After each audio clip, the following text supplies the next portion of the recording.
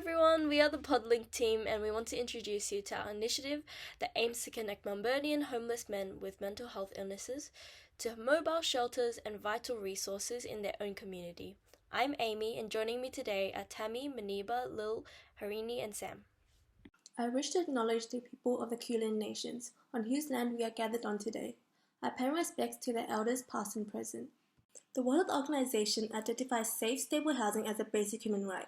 Yet in 2021, the Australian Institute of Health and Welfare, known as the AIHW, reported that over 122,000 Australians were experiencing homelessness, a figure increasing at around 1.4% each year. Men are disproportionately affected by mental illness and are more likely to experience substance use disorder, SUD, accounting for 42.3% of Victoria's homeless population as per 2025 and as per AIHW.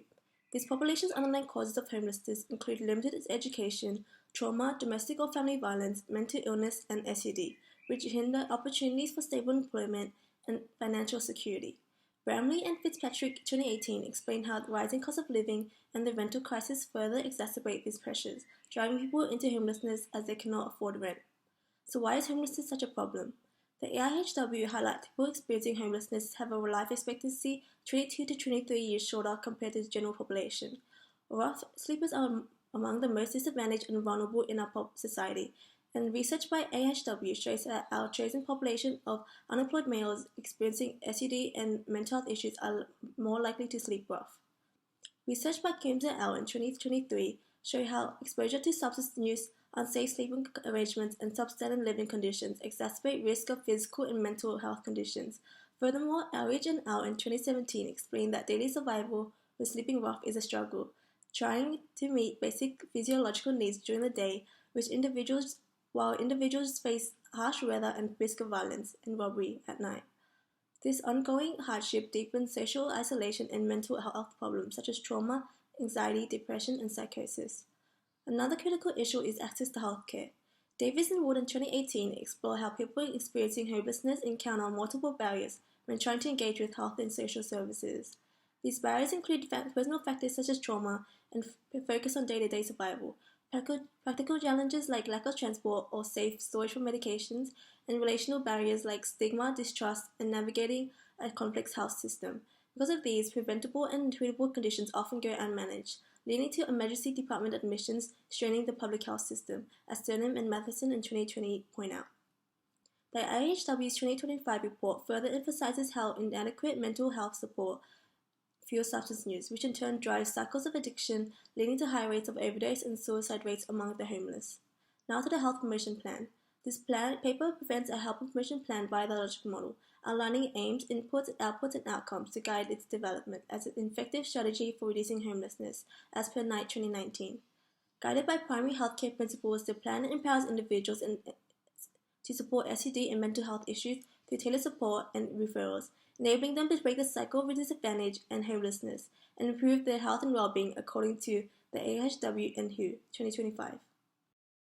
Thank you, Tammy, for that lovely introduction. In this section, I will discuss a little bit about the logic model, its benefits, and its limitations in relation to Podlink. Logic models are tools designed for planning, implementing, and evaluating complex health promotion interventions, helping link program interventions and theoretical principles to outcomes based on assumed causal linkages. The main elements are inputs, outputs, and outcomes. Inputs include resources and infrastructure necessary to carry out the intervention. Outputs are about the interventions themselves and who you reach, and outcomes are the expected results. The output section can be further subdivided into short-term, medium-term, and long-term outcomes. Benefits of the logic model include easy visualization of how each component of intervention leads to change, aka our outcomes. But more than anything, it's great for evaluating interventions, including both process and impact evaluation, which we hope to conduct in order to ensure that Podlink is meeting its goals. Logic models are also great for improving communication with stakeholders, which is integral as we need investments for the required resources and infrastructure. However, logic models may not represent accurate causal pathways, thereby highlighting a need for Podlink to conduct rigorous evaluation processes to ensure appropriate outcomes. Now, Podlink aims to support homeless men in Melbourne struggling with mental illness and substance use by providing mobile community-led night pods. These pods offer harm reduction, crisis care, and health education late at night, aiming to reduce immediate risks and connect people to long-term support services. The success of any health promotion plan relies on resources, including funding, partnerships, and the workforce. These are often described as inputs. A wide variety of staff and volunteers will be required for PodLink. This team may include nurses, physicians, psychologists, social workers, and allied health providers. Volunteers with lived experience would play an important role in ensuring that all care is trauma-informed, as highlighted by Dobishok et al. In 2024. Initial funding may come from the state government agencies and local councils. In the long term, additional support could be sought from both state and federal governments. Strong partnerships are also essential.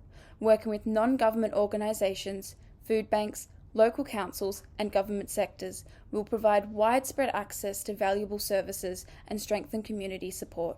As Clayton and Munns noted in 2018, these partnerships allow clients greater access to social services and housing services. Other important inputs include physical infrastructure for PodLink, mobile health vans, harm reduction education and materials, and essential hygiene supplies and personal care items for service users. PodLink will produce specific outputs by using the inputs already discussed. Together, these will deliver accessible, inclusive, and appropriate services to support men experiencing homelessness and substance use disorder. PodLink night pods will be set up in areas of greatest need, such as Melbourne CBD. They are designed to provide an immediate safe space for temporary overnight support. These pods will meet the immediate needs of each and every individual by offering food, shower and toilet facilities, first aid, and access to a broad referral network of additional services if required.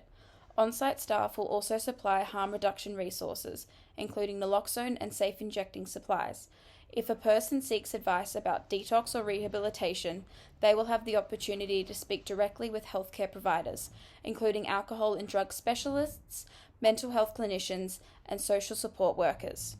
Research supports this approach. A study conducted by Rice et al. In 2023 found that direct access to supportive staff at a drop-in style centre was one of the main factors enabling homeless men to seek further support and advice for housing services.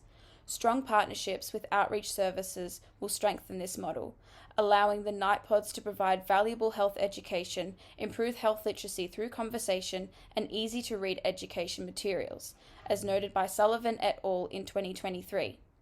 Finally, distributing hygiene and personal care kits is a practical and necessary part of promoting access to primary healthcare.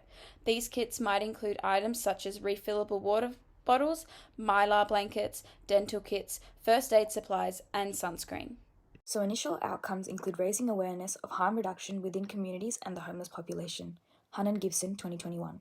According to Magwood et al. 2020, harm reduction initiatives address and reduce the stigma around substance use disorder. The night pods offer shelter and necessities, allowing individuals to seek refuge in a controlled and safe environment. This reduces the exposure to violence, unsafe substance use, and the risk of overdose. Hunn and Gibson, 2021.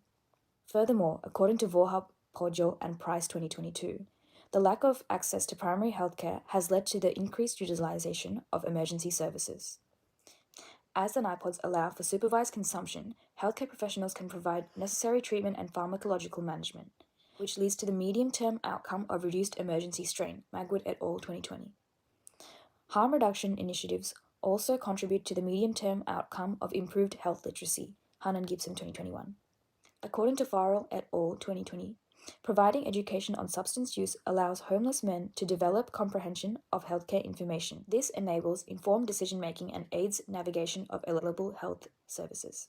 Over time, these interventions will lead to better health outcomes, such as reduced substance use-related mortality and needle-transmitted HIV, Magwood et al. 2020. According to Ramirez et al. 2022, ongoing support from the pods will lead to increased engagement with primary healthcare services, which create stronger provider-client relationships.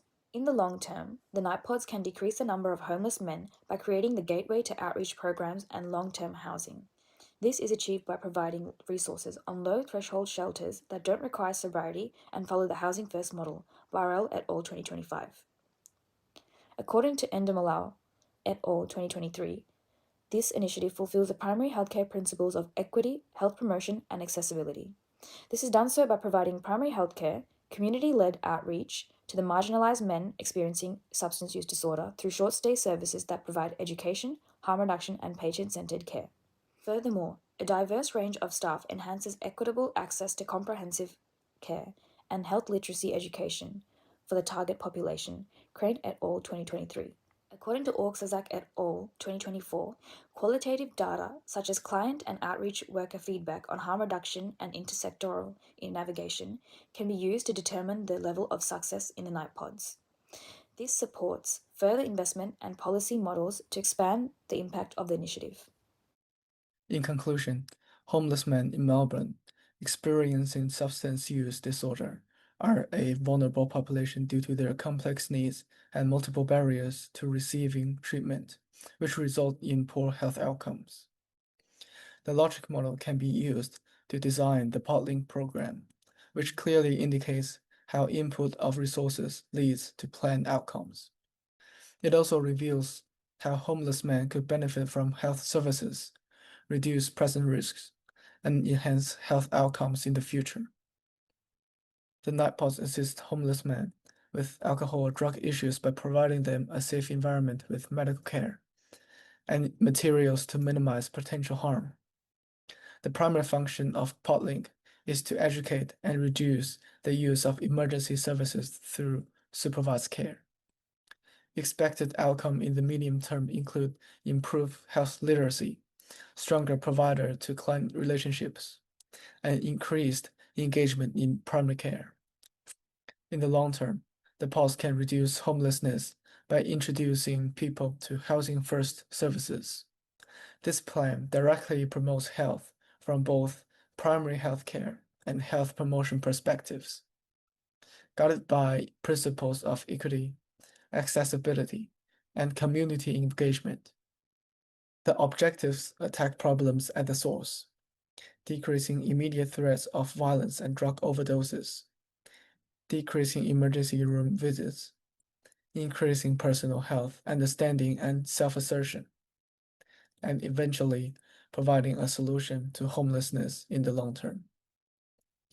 For this strategy to function well, there are several key policies requirements, including ongoing government funding, government endorsement of housing first approaches, harm reduction within health policy, and enhancing night community service legislations to ensure this initiative can make a change.